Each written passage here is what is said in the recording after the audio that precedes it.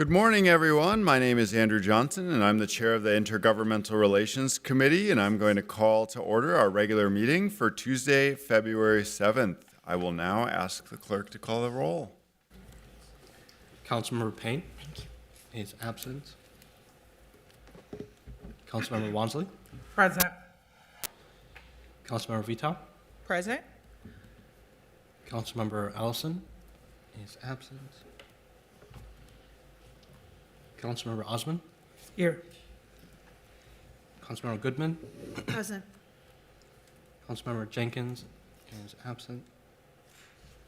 Councilmember Chavez. Present. Councilmember Chugtai. Present. Councilmember Koski. Present. Councilmember Palmisano is absent. Vice Chair Rainville Present. and Chair Johnson. Present. Councilmember Payne. Present. We have 10 present. Let the record reflect that we have a quorum. The agenda is before us today, and we have two items. One item on our consent, and the second item is a discussion item receiving our legislative updates. So we'll first take up the consent item, that is passage of a resolution supporting the Minnesota Health Plan and Medicare for All Act of 2022.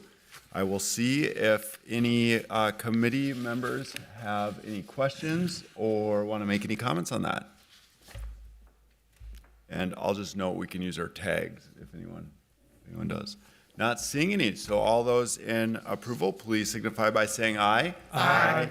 Those opposed say nay, and the consent item passes. Next, we'll move on to our 2023 federal and state legislative updates. And with us today, we have Director Topinka to provide those updates. Welcome. Thank you, Chair Johnson, committee members. The IGR team is here to give some updates on the 2023 state legislative session and also a brief update on federal appropriations process and what we know about it so far. So Lauren Olson will handle that part of the presentation. But first, I'm just going to go through some updates about what's been happening at the legislature since session began on January 3rd. So they are off to a fast start. Nearly 1,400 bills have been introduced in the House and 1,350 in the Senate as of yesterday. And just as a point of comparison, at this same time in both 2019 and 2021, there were fewer than 1,000 bills introduced in both chambers. So we're seeing a lot of activity. And there are also already a number of bills that have been passed by both the House and the Senate, including federal tax conformity, banning hair discrimination or the Crown Act, protecting reproductive options or the PRO Act, Juneteenth being recognized as a state holiday, 100% renewable energy by 2040, and then matching funds for the Federal Infrastructure Investment and Jobs Act, which is a bill that was passed last year at the federal level that provides significant infrastructure funding for states and local governments, but states are required to come up with matching funds, and so we have done that now in Minnesota. They passed $315.5 million in matching funds. There are also a number of bills that the city supports on its legislative agenda that are moving forward, including driver's license for all. That bill was passed by the House last week. It is moving through Senate committees, and it will be in Senate, state, and local government today. There is a slight difference between the House and the Senate version. So either the House will choose to adopt the Senate version or it will have to go to conference committee. But just wanted to note that the chief authors of that bill are Representative Aisha Gomez and Senator Zainab Mohammed, so both Minneapolis members and both former City of Minneapolis City Council aides. So we're excited that they're finally getting that done. We have also had a couple of hearings on the first generation homebuyer down payment assistance bill, which would provide down payment assistance for first-generation homebuyers in Minnesota, and it's aimed at closing the gap in homeownership rates between households of color and white households. Roxanne Kimball from CPED has worked with the coalition that's working on this bill and came and testified for it with Representative Agbaje, who's the House author, and So we're hopeful that will continue to move forward. There are a couple of bills moving relatively quickly related to homelessness response. One is the Pathways Home Act, which is a pretty comprehensive package that includes $40 million for homeless services and $150 million for shelter capital, including a $4 million set aside for the Simpson Shelter Project, which, as you all know, the city has contributed significant funds to that project, both for the shelter portions and the permanent housing pieces. That's authored by Senator Dibble and Representative Keeler. And then there's a specific bill that addresses the the ongoing shelter operation needs for the new shelters that were stood up during the pandemic. Avivo Village and Homeward Bound, which again, you have all supported in the past. That bill is authored by Representative Feist and Senator Mohammed and has had a couple of hearings, and the city has submitted a letter of support. There's also a bill to create an Office of New Americans in the Department of Employment and Economic Development, which is on the city's legislative agenda. It would help new arrivals to the state find job opportunities and other services that they may need.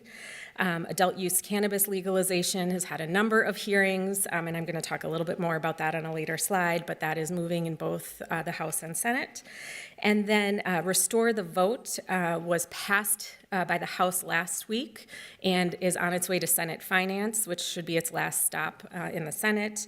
And that restores the right to vote for individuals who have been convicted of a felony upon their completion of any incarceration.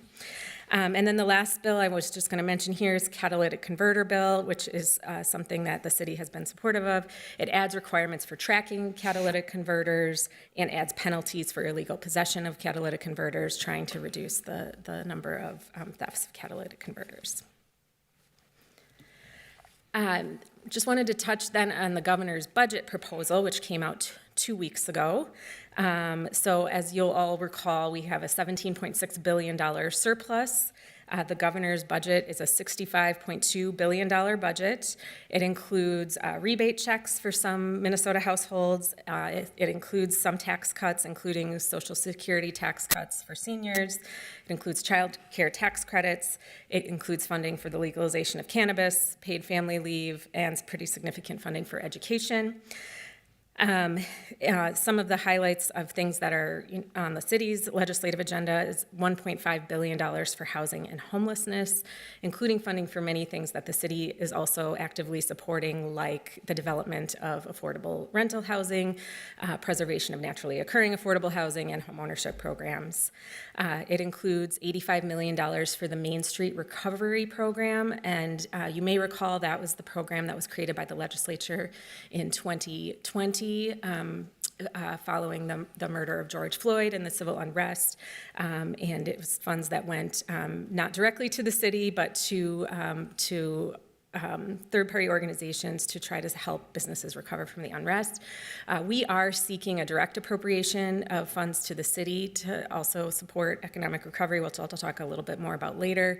But the governor's budget does still highlight the need for funds for ongoing economic recovery by having funding for the Main Street program. The governor's budget includes $722 million for multimodal transportation, including those matching funds for the IIJA, which I already mentioned. The governor also recommended a 1/8 cent sales tax in the 7-county metro area to expand investment in the regional transit system. And both transportation chairs in the House and Senate are from Minneapolis, Representative Hornstein and Senator Dibble, and they are also focused on looking at regional transit needs and how to address those. So I think a lot more to come on that topic as we move through session. And then the governor's budget also includes $300 million in public safety aid for local governments. It would be distributed based on population, so Minneapolis would receive a significant amount of funding through that proposal. And it is encouraging and supporting local governments to meet public safety needs and to find new ways to address changing public safety needs. So we have not seen bill language yet, but we think this will be flexible and could fund things like behavioral health crisis teams and other initiatives that the city has taken on to meet public safety needs. The governor also released his capital budget proposal. It does include 3 Minneapolis projects, the Central City Stormwater Tunnel, the ADA transition, so this is pedestrian curb ramp upgrades, and then funding for the fire department's emergency operations training facility. And then it also includes $250 million in housing infrastructure bonds and $60 million in general obligation bonds for the rehabilitation of public housing.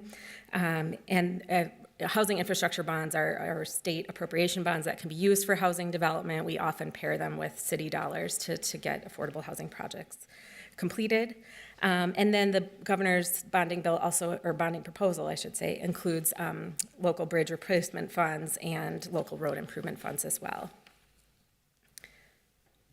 So then I want to provide updates on some of the different city priorities that we've already briefly touched on. As I mentioned, we are seeking $200 million for the Commercial Property Development Fund in CPED for ongoing inclusive economic recovery needs. We have submitted a letter of request to our legislative leaders that was signed by both Mayor Fry and Mayor Carter because St. Paul is also seeking ongoing funds for economic recovery. We are working with Minneapolis delegation members on a bill that would include funding for both cities and also for some of the community organizations in the corridors impacted.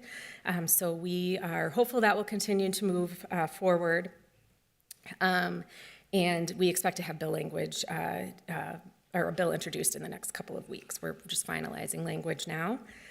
On adult use cannabis, as I mentioned, this is moving through committees. It has to make many committee stops in both the House and the Senate. The IGR team is working closely with the League of Minnesota Cities on this. Right now, the original bill draft does not give cities licensing authority. It does give cities zoning authority. It also does not authorize a local sales tax. And we're hearing pretty firmly that there's not a lot of interest in a local sales tax, but we are seeking, in partnership with the League of Minnesota Cities, to be able to get some of the revenue from the sales tax that's generated at the state level to come to locals to help with increased costs that we will experience as a result of legalization, and not just costs, but also supporting businesses who want to start up a cannabis business that maybe that's been a big part of the city's legislative agenda around adult use cannabis. There is a grant program in the bill. It's money that would go to DEED to help entrepreneurs start up businesses. But again, we are interested in making sure the city can access some of that funding as well to try to support our local businesses. So we'll continue to weigh in with the authors and with the League of Minnesota Cities, both to try to seek that licensing authority and then also to try to find some funds that could be directed to the city. Thank you. Director, we have a comment or question from Council President Jenkins. Thank you, Chair Johnson. I do just want to note for my colleagues, we really need some revenues for regulation and enforcement. I mean, that's going to be a cost to the city, and yet the tax revenues go to the state. Thank you, Council President. Council Member Wansley. Thank you, Chair Johnson. I just had a couple of questions. The first one related to the Main Street Recovery Program. I want to know if there's any way, and I know this is being administered through the Minneapolis Foundation, if there's a way to get a presentation or update on kind of the status of that. I do know personally when working with businesses in my corridor, which is now termed the recovery or a recovery corridor, East Lake Street, one of the main concerns, and I think I spoke to you about this too when you started, was around, some of the criteria that prohibited access to those funds, which from my understanding, last legislative session, there was some efforts being led to tweak those so that, I think it was like the match between the business and a private partner in the city, like that was creating some barriers for our businesses. And also, I think what was really concerning is at that time, we learned that majority of the funds had not been administered to the businesses in need. So would love to know a status report, especially if they're gonna, at that time, it was just $20 million. We're talking about having $85 million potentially go there. I think they also received additional 20 or around that range last legislative session too. So just getting a sense of what's the status on getting those dollars out, if any of those issues have been addressed, and are we seeing businesses actually get direct access to that? And I'm glad that you're also advocating for a direct appropriation to the city, because that was the biggest thing. Like, too many cooks in the kitchen, too many middle people that's facilitating access to dollars that needs to go directly in the hands of businesses. So just want a status report on that one. Also, question around public housing. Can you recap again how much money was allocated in the governor's budget for, I think, did you say public housing bonds or just affordable housing bonds? Sure, yes. Thank you, Chair Johnson, Councilmember Wansley. On housing, there was, in the governor's capital budget proposal, there was specifically $60 million in general obligation bonds for public housing rehabilitation. And then there was another $150 million in housing infrastructure bonds, which are appropriation bonds, which can be used in privately owned housing. Perfect. Thank you for offering that clarification. And then the last question that I had, I can't recall if we also adopted this as part of our legislative agenda, but paid sick and safe time. I know that's moving through the House and the Senate. There's lots of momentum to also advance that. I can't imagine that we will be on the opposite side of that since we also passed that here, but I have been concerned that, some of the delegations that we're a part of, like the League of, Cities, came out in opposition of this. So I just want to know kind of a status report. Are we at the Capitol firmly, supporting these efforts to get that legislation passed too? Chair Johnson, Councilmember Wansley, we have been talking with the authors specifically on the paid family leave piece and supportive of it. And one thing to note on that is that the bill, we believe that the city, our HR department is currently reviewing it to see if the city would be in compliance. So the way the bill works is that you either have a policy that's the same as the parameters in the bill or better, and then you don't have to pay sort of the fee into the system to help support paid family leave.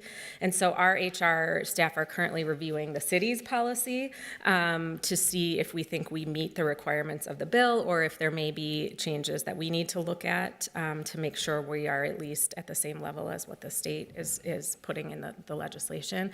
We have offered to the authors to just provide information about our experience as a city so far, now that we have these policies, and just some of the benefits we've seen from them. So that's the way we've been in touch with the bill authors on these proposals. Thank you so much.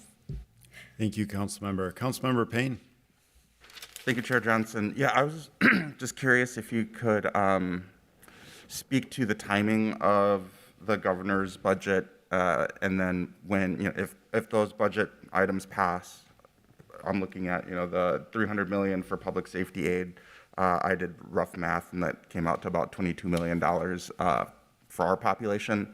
Like, how would that align with our budgeting process in terms of like the timing of when that passes, and then when we would have to make decisions around how those dollars are spent?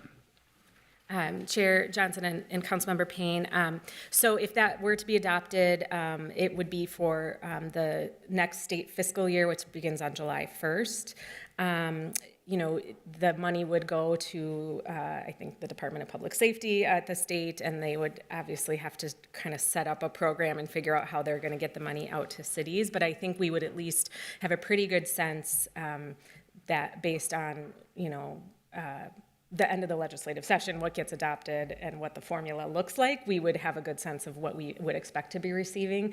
We may not know exactly when it would come, but again, the state fiscal year starts July 1st, and so it would be hopefully sometime shortly after that. So that would be looking more like because we use calendar for our fiscal year, right? Yes. So that would look more like our 2025 budget probably than 2024. Chair Johnson and Councilmember Payne, not necessarily. I think it could, we could know for the 2024 budget. I think we would know how much we would expect to receive if this were to pass. What we might not know is how much time it would take the State Department to kind of do what they need to do to get the funds to local governments. Thank you. Thank you.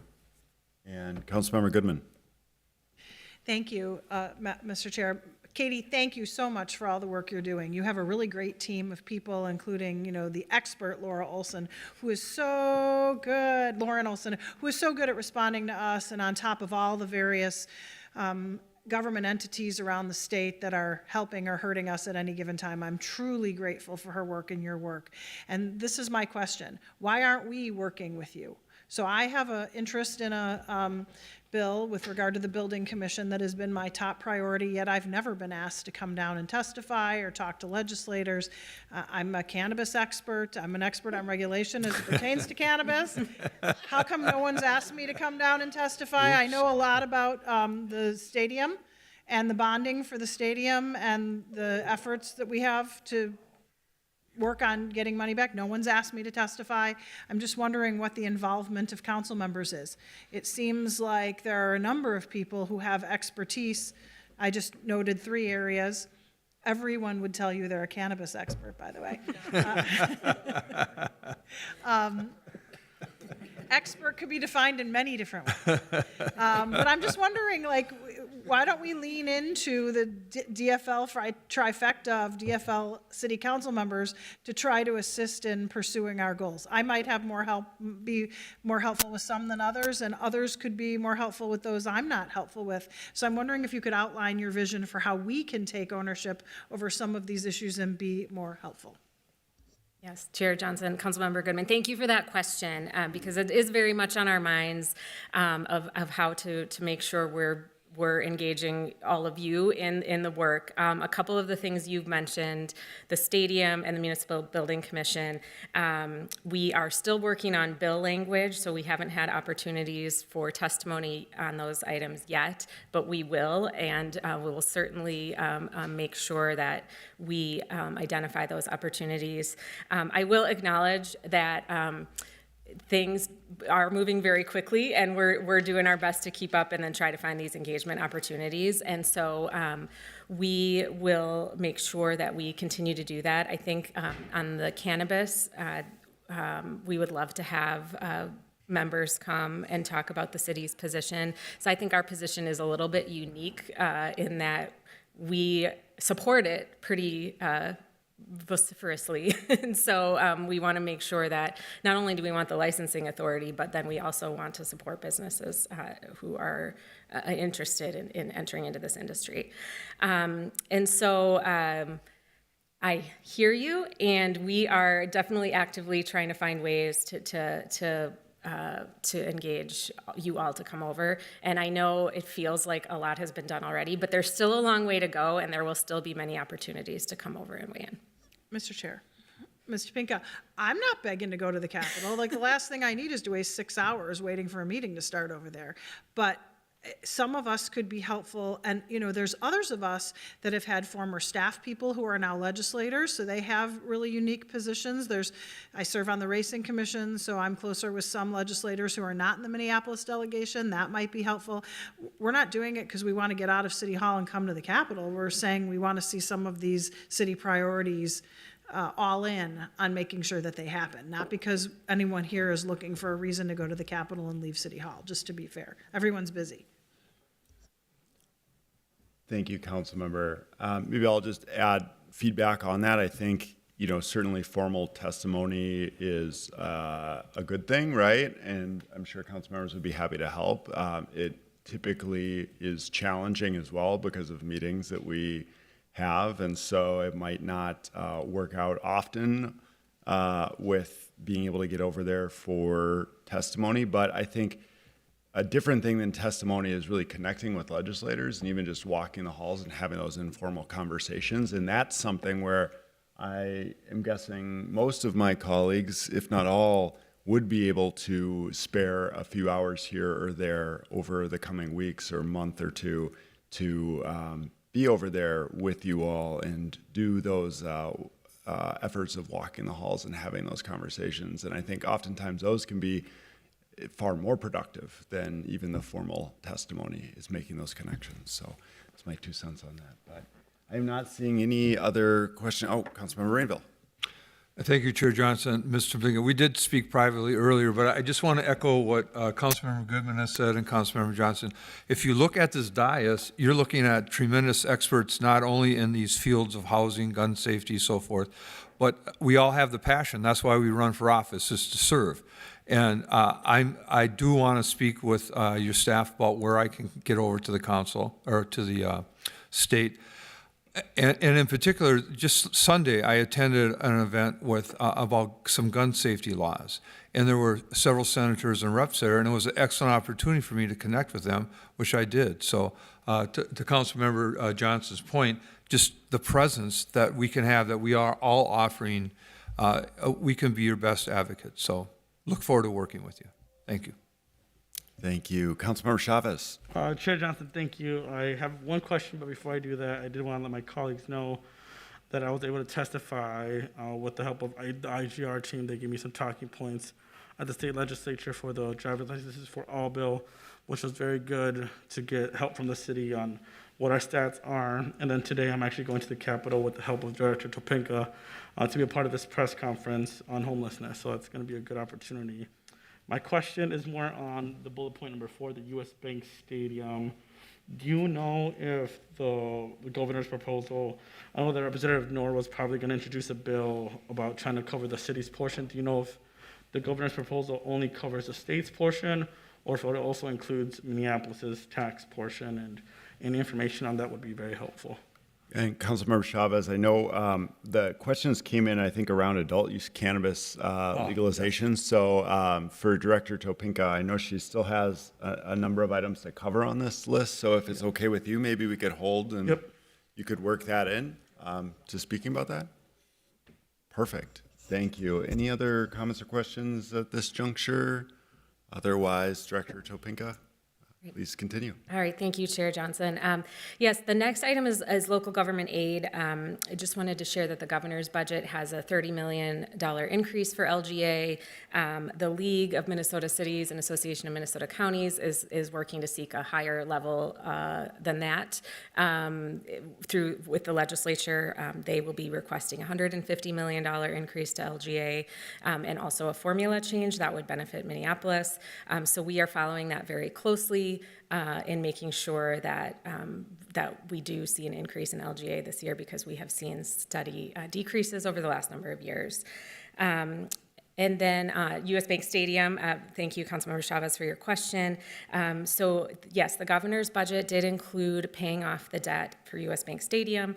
It did include forgiving some funding that the city owes the state. So the state covered the city's debt service payments for a few years while we were still paying down convention center bonds. So the governor's budget forgives that repayment, which is about $60 million. But you are correct, Councilmember Chavez, it does not include addressing the city's obligations, its debt service obligations. So it would pay off the debt, but it would still require us to make payments toward our portion of the bonds. So we are working with the Minneapolis delegation on a proposal that would take care of Minneapolis's obligation, and then we are also working with them to try to address some other pieces of the original legislation, which is now that this building's been in operation for a few years, we know what the operating costs are, what the capital needs are, and so trying to make sure that we're sort of right-sizing this in a way so that we're responsibly caring for this major asset in downtown, but also making responsible use of taxpayer dollars. So there are a number of Minneapolis delegation members who are very interested in this and working closely with staff on it. Our finance department has been closely involved as well. So there will be a bill, and we'll make sure you're aware of when that happens. And then the next item, the Municipal Building Commission is, as Councilmember Goodman mentioned, this is on our legislative agenda to repeal the statute that created the Municipal Building Commission. It's also on the county's legislative agenda. As you'll recall from when we presented in November, we would, the city or the county would take on the staff that work for the Municipal Building Commission. We have been working closely with the labor unions to make sure that they're supportive of this as well. We do have members of the House and Senate who have agreed to author this legislation. We are just finalizing the language now between the labor and the county and us, and are working to get it to the reviser and drafted by next week. So we expect to have hearings on that in the weeks ahead, and we've heard support for that. We also have, as we shared when we presented our legislative agenda, a priority to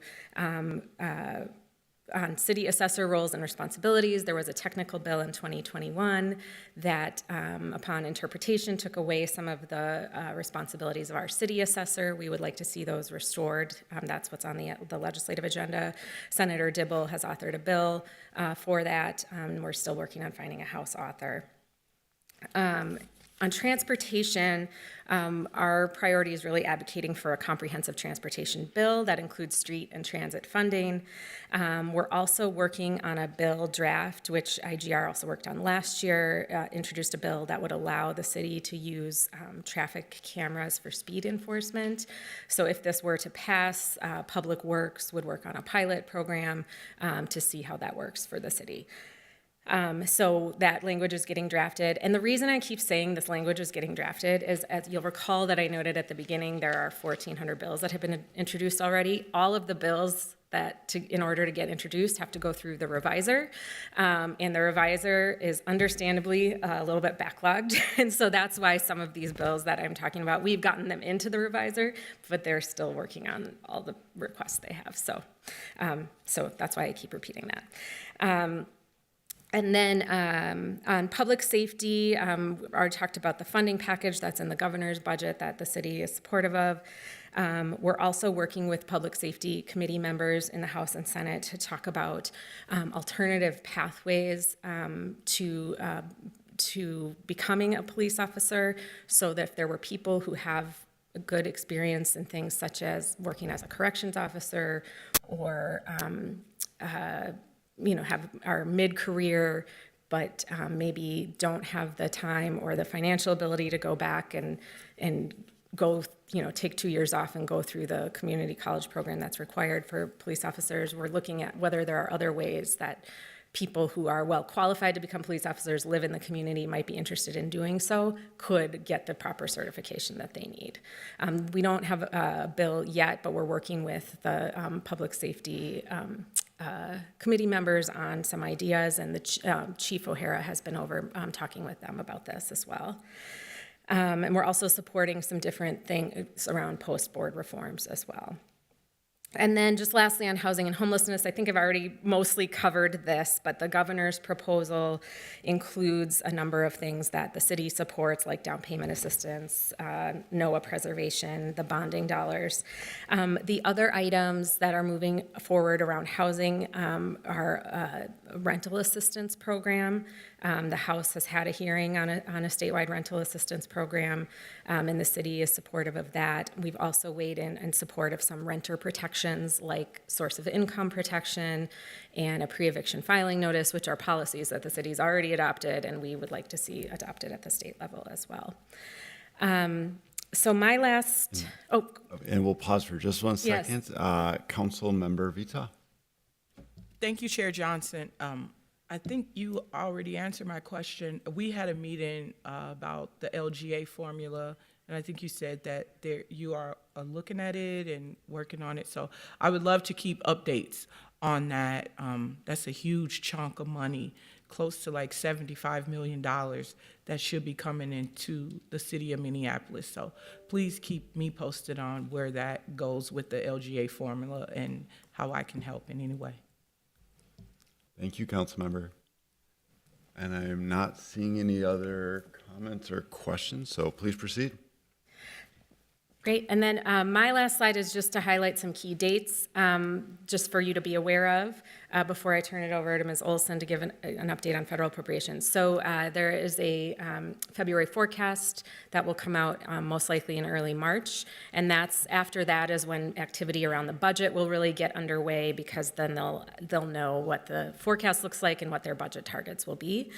We do have committee deadlines coming up in March. So March 10th is the first committee deadline, and that's the first deadline for committees to act favorably on bills in the House of Origin. And then the second deadline is for bills to be acted on in the other body. So March 10th and March 24th are those two deadlines. And then the third deadline, April 4th, is for committees to act favorably on major appropriation and finance bills. Then the legislature will take a break from April 5th to April 10th, and then they'll be back April 11th with about 6 weeks to get everything done and adjourn by May 22nd, because that's the last day of regular session. So that's what we're looking at in terms of key dates coming up. And that's the end of my update. Happy to take any more questions if there are any, or I'll turn it over to Ms. Olson for a federal update. Excellent. Thank you, Director. Councilmember Wansley. Thank you, Chair Johnson. I just want to say, there is so much positive momentum that's happening at the Capitol right now. I don't think any of us foresaw just the level of productivity when it came to legislation, and not only just legislation for legislation's sake, but we're talking about priorities that have been on the books for 10 plus years as it relates to working class people, like driver's license for all. That was a major fight that has been happening for several years now.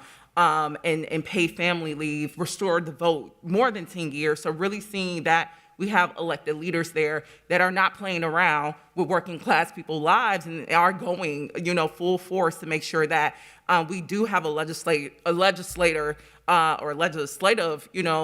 capital that is really being responsive to those needs and long-time needs that people have been organizing around. And I do want to highlight, too, the reason why we're seeing that level of productivity as it relates to this body is because they have a functional, fully funded, and fully staffed legislative department. You just mentioned they had 1,400, pieces of legislation introduced. You have a revisers department that not only reviews, elected leaders' legislation, but actually sit with community members to also draft up their own legislation. And we are going into month 2 of 2023 in our own city hall without a legislative department, and that is a disgrace. So I am so excited to hopefully see us also reach a point where we can match that energy at the Capitol by also fully funding and fully staffing our own legislative department here, so we can also be finally reflective in passing legislation that working class people have been asking us to do so for many years. So I just wanted to highlight that. Thank you, Councilmember. Any other questions or comments for Director Topinka?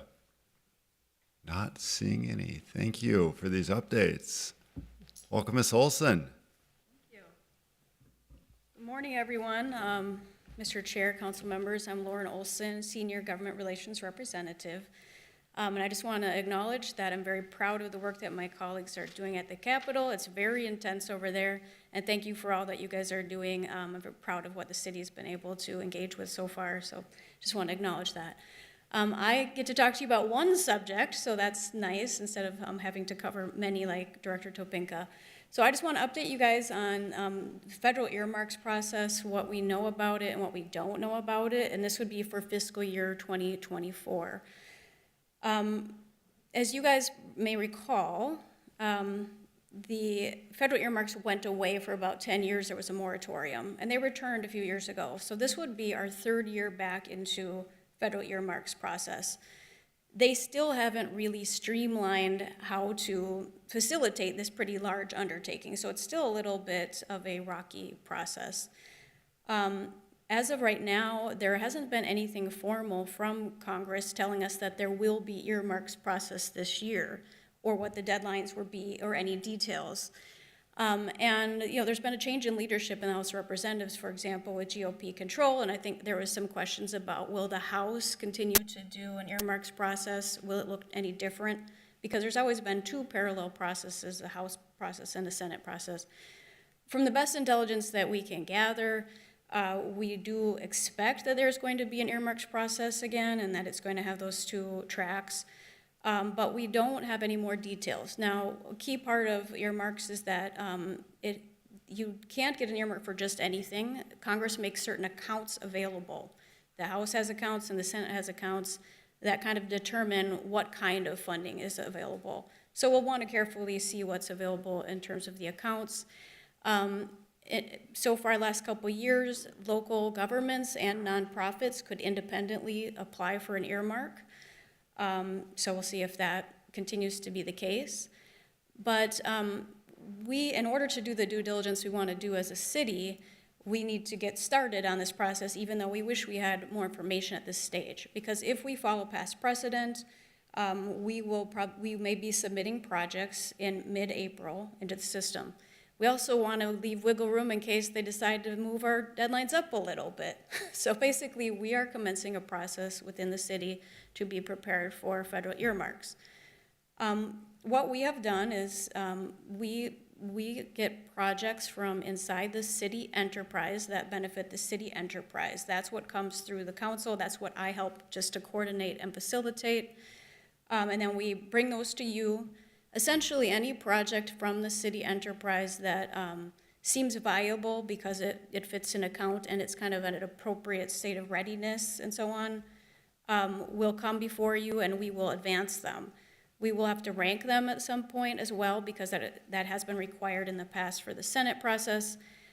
We will talk to you more about how we rank them, but it's usually based on which projects we think are not only reflect the priorities of the city, but also which ones can actually get funded is a big factor in the ranking. So we'll be talking about that. So at this time, as the facilitator of this process, I've been working with our city departments about this and asking them to provide their project ideas to me or to the IGR department to begin a process of vetting that will involve trying to get some input from our federal delegation and their staff, trying to get input from Primacy Strategy Group, our lobbyists. And then, of course, we're waiting for the meaningful data that's going to help us determine what projects are good or not, as we wait for more details on this. So at this moment, getting those projects from departments.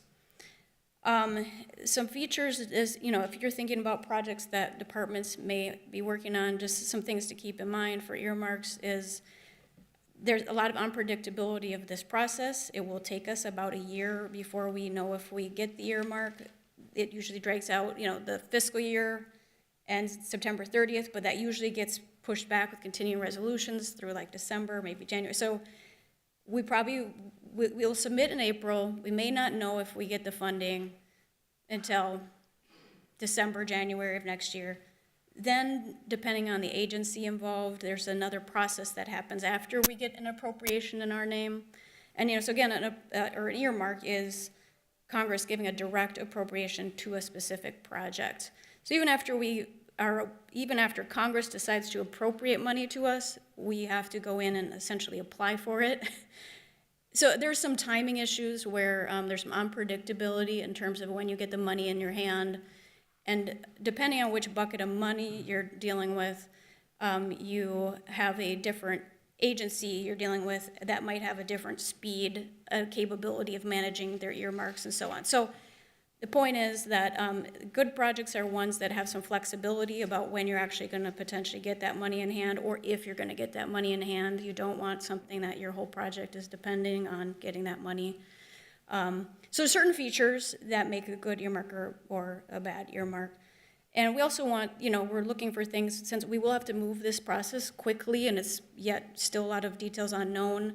We want projects that have the stamp of approval that are already supported by the council, by the mayor, by the city enterprise. So those are some of the things that we look for as we pursue this.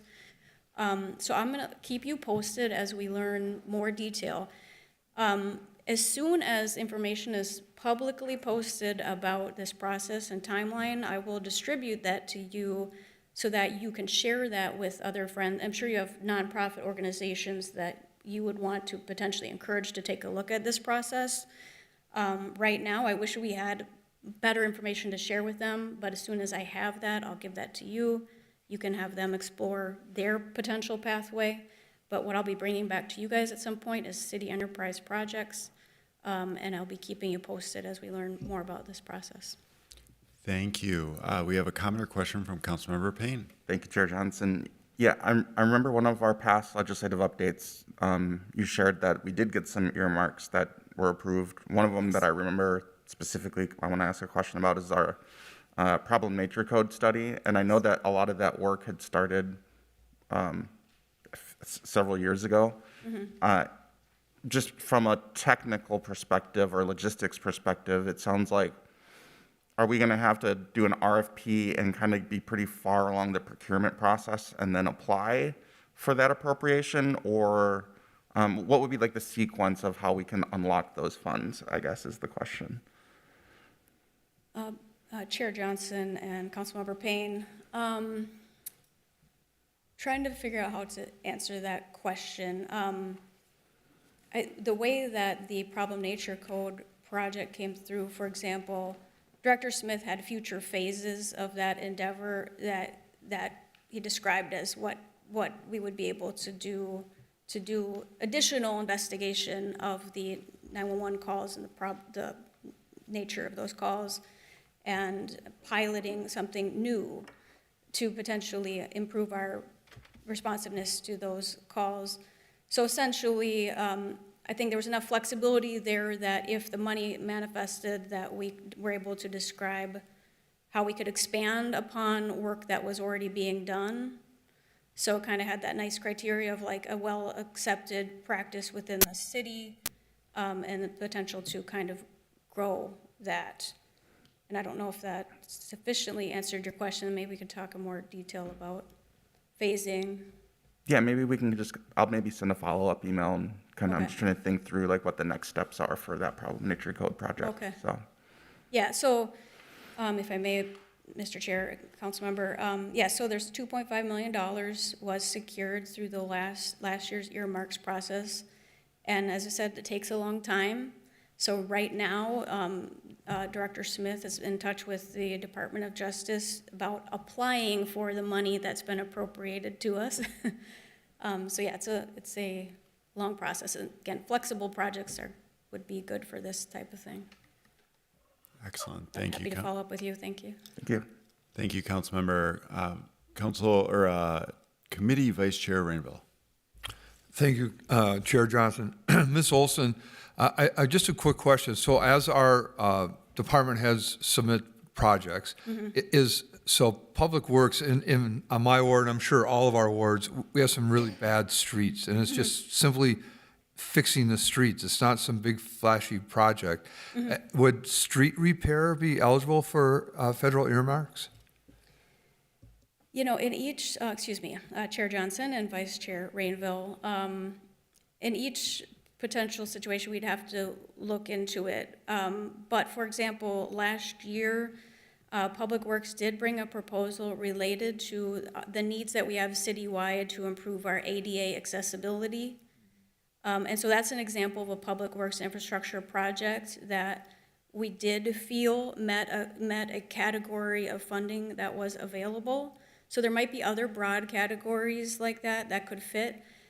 Now, sometimes people have attempted to bring money for project-specific things, like a certain corridor. Again, that might be a little risky for this type of funds, just due to the timing and not knowing if you get the money or when you get the money. But it is, sometimes people have done something a little bit more specific. So I think we would just have to examine any specific proposal. But Public Works has has a great need for the ADA infrastructure. There was, our federal delegation was pretty supportive of of us potentially getting an earmark for that. I think they will be bringing that forth again. And again, that's nice because of the flexibility. We have a large need there. We can use that when it comes through. But I'd be happy to discuss any specifics, or if you guys want to ping departments about anything that you think they might be overlooking.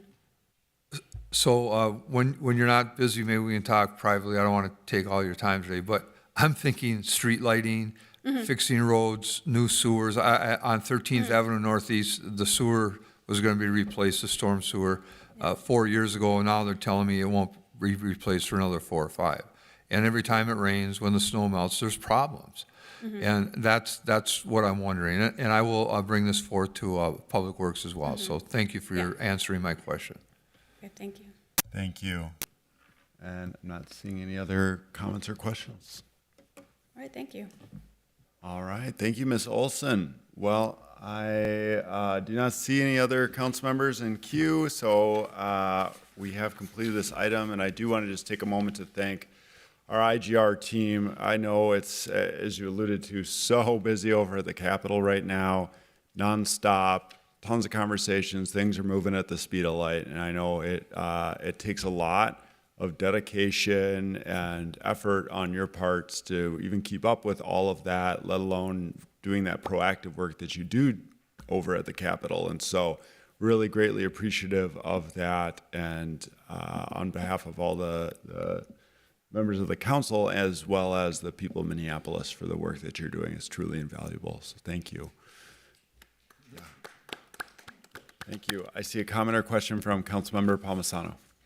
Thank you, Chair. I just quickly wanted to add to that. I wanted to just show my appreciation for Lauren Olson and all of your efforts with our airport. You know, this was mostly a legislative update, but from the federal standpoint, we are working on our airport, or we're working as a partner of our airport's comprehensive plan and how that gets finalized. And it took a grand pause earlier during the COVID timeline, but we are moving forward with that, and that doesn't often get a lot of attention because it's not a real hot topic right now. But its impacts on our community, its impacts on it being part of the economic engine that we need in our state is important, and how it gets finalized. I just wanted to say I appreciate Ms. Olson's attention to all of the details that she's always on top of for us on that. So thank you. Absolutely. Thank you, Councilmember. And Councilmember Goodman. I can't help but jump on the Lauren Olson bandwagon also, because she's also in charge of the Metropolitan Council. And in the ward that I represent, we've had to have these annual meetings on Southwest LRT safety, and it's very challenging.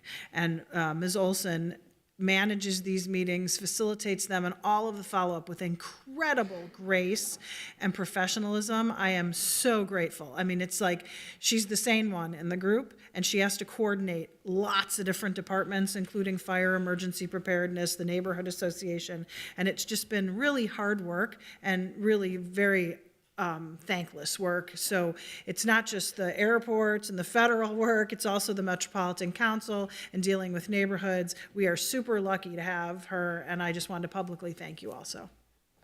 Thank you, Councilmember Goodman. I agree with those comments as well, and I think what you're hearing is don't be surprised if you formally see a Lauren Olson fan club formed.